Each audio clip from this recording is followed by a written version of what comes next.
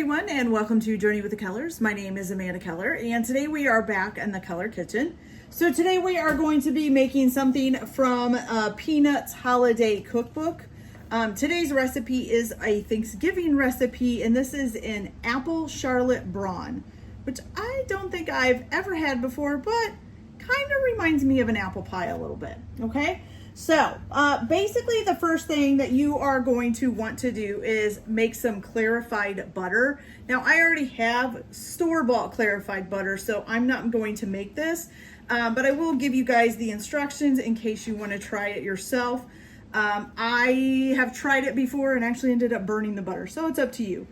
So what you're going to do is take 1 cup of unsalted butter, and you're going to melt it in a saucepan over like a medium-low heat. And you're going to watch it real closely to make sure that it doesn't burn. Once it's fully melted and starts to bubble, you're going to reduce the heat to low, and then you're going to cook it for about a minute and then remove it from the heat and let it stand until the milk solids settle to the bottom of the pan, okay? Then you're going to spoon or skim off and discard the foam from the surface, and then carefully pour the clear yellow liquid into a clean container and discard the milk solids and water left behind in the pan. Okay, and then you'll use the clarified butter here in a little bit. Okay, so now like I said, already have store-bought clarified butter, so I'm just going to use that. Okay. All right, so then give me just a minute and I'll be back and we'll get this started. So okay, you guys, so once you get your clarified butter, and you're probably gonna wanna let it cool while you're doing the rest of this stuff. So once you get the clarified butter made, or if you just bought it, whichever way you're doing it, you're gonna go ahead and chop up 6 pounds of golden delicious apples, which are right here.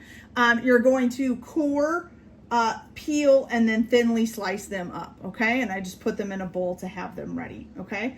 Once you have those all cut up, what you're going to do is you are going to take 1/4 cup of butter, or 4 tablespoons of butter, and you are going to melt that over a medium heat in a skillet, okay? Or a saute pan, or whatever you want to call it, okay? So what you're going to do is, while that is melting, let me give this a little kind of spin around here, make sure it gets all over here. Okay, so once that gets all nice and melty, you're gonna go ahead and add in your apples. And then you're also going to add in, let's see, 1.5 cups of granulated sugar. So we have 1 cup, a big chunk of sugar in there, whoops. Okay, so 1 cup. And then 1/2 cup.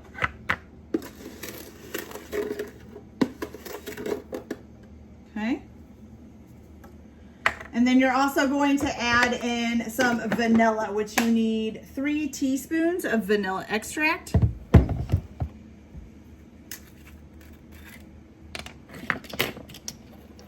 Okay. So we have 1, 2, whoops, and then 3, okay? So 3 teaspoons of vanilla extract. You're gonna stir this frequently, okay? So I'm gonna stir it up now, and then you're gonna keep stirring it frequently until it's done. And what you're gonna do is you are going to cook these for about 20 to 25 minutes until the apples are transparent and most of the juice has evaporated, okay? And he says, of course, don't let the apples burn. So just come back quite often and stir it up. And then you'll just let that sit and cook until they're nice and done, okay? Now, while those are cooking too, we can go ahead and prepare our pan and get basically our crust ready. So I'm gonna let this continue cooking, and I will be right back to show you guys how we get our pan ready for it, okay? So I'll be back in just a minute. Okay, you guys, so for your crust or your pan or whatever you want to call it, you're going to need an 8-cup what is this called, Charlotte pan, basically, and it's basically got these little ridges and all of that in it, okay? All right, and you're also going to need 1 loaf of home-style sliced white bread. This is actually a loaf of white bread that I just made. I think these is the Dollywood white bread. So I'm going to use that. So what you're going to do to start out with is you're going to take a slice and you're going to take like a 2-inch round cookie cutter, or some kind of cutter, or something to cut it.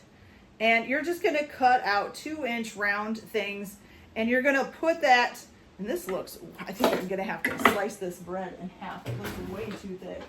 I think I made my slices a little thick there. But you are going to lay this on the bottom and then overlap it where you need to, okay?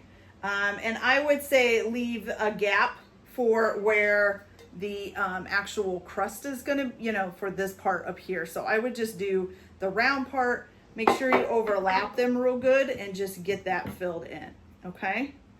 And so that will get the bottom done. Then what you're gonna do to get the sides done, and again, I think this is too thick, so I'm gonna cut it in half a little. Okay, so what you're gonna do to get the sides done is you are gonna take a piece of bread and you're gonna cut all of the crust off, okay? And then it says to take that piece of bread and cut it in half. Now I'm thinking it's probably thinking more of like a store-bought bread, which are not quite as wide as this. So I'm thinking that a half might be too wide, but we'll try it. I might need to do mine into thirds. Maybe, yeah. Okay, so, but anyways, you would cut it in half. And oh yeah, we're supposed to be dipping these in the ghee. So these bottom ones, you're gonna dip that in the butter and then overlap them to get them to fit and cover up the bottom. I forgot about the butter part. So make sure you dip those in your clarified butter or ghee or whatever you're using, okay? There we go. And I'll finish that in a minute. You're gonna do the same thing with the crustless ones that you cut off and cut in half, and then you are going to stand those up on the side, okay? So then that way you kind of know where you can bunt your other, your bottom pieces up to, okay? So you're gonna stand those up along the side. They will come up above a little bit, and that's just fine, okay? And then once you get all of that done and you got your apples done, then I will come back and we will put the apples in and all of that, and I'll show you what to do. You can also preheat your oven to 425 degrees if you want while you're doing this to have that ready as well, okay? So I'll be back in a little bit. Okay, you guys, so once you have your apples all cooked and, oh my goodness, that just scared me. Sorry, my son must be playing a video game. Okay, so once you have your slices all cooked and you've got your crust nice and ready, you got your pieces all overlapped and lined up, you're gonna go ahead and spoon your apples in there, and you're just going to kind of try to pack them down in, okay? And once you get all of this done, then you're gonna cut out some more of the 2-inch round pieces and dip them in the butter, the clarified butter again, and then you're gonna put them over top. And let's see, it just cut to fit is what it says when you're putting the top ones on, okay? And this might be too much apples for all of this. This might be too much. Might be able to fit it in, let's see here.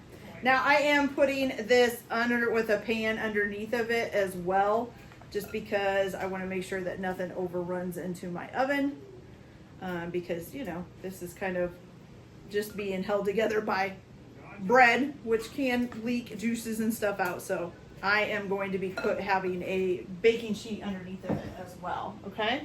So we got all of our apples on there. I'm going to set that back on there. And then, like I said, you're just going to take some more of the 2-inch round pieces. You can place them on there, and then try to get them to fit as best you can. Cut them to fit if you need to, so that all the spaces are taken up. And just don't forget to dip them in your butter first before you put them on there. Okay, so then you're gonna cook this at 425 degrees until it's golden brown. So it'll take about 30 to 35 minutes. And then you're gonna let it cool for 15 minutes before you invert it onto a serving plate, okay, and take the mold off, okay?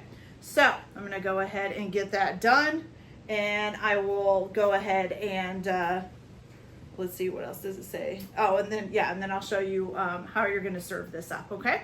All right, you guys, so I will be back as soon as this is cooked up and ready to go. I'll be back in a little bit. Hey, you guys, so it is all done. Now, I will say when I got it out of the pan, some of these little side things, and they're still trying, kind of fell down a little bit, but that's okay. Not a big deal, okay? So what you're gonna do now, oh, and it did overflow, so you definitely make sure that you have a pan or something underneath of it, okay? So what you're gonna do now is you're gonna take a sieve and a little bit of powdered sugar, and you are just going to kind of lightly dust the top of this with some powdered sugar, okay? And then you can serve this with some whipped cream, which would probably be delicious. Okay, so we got that in there. Now it's time. I want to try this without messing it up too much. So I just want to get a little bit of the bread and an apple or two. Okay. And let's give it a try. Okay, guys, so let's see what it tastes like.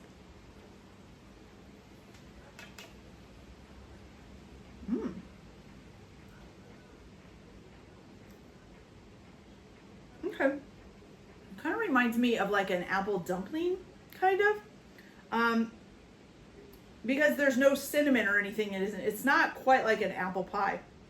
It's more like a baked apple, you know, that you would have done inside of a pie crust or something like that. But the because it's bread, it's a little bit thicker, and the butter kind of gives the bread a nice a buttery taste, and then you mix it with the apples. It's kind of like a buttery baked apple, I guess. I'm not really sure how to describe it, but it's really good.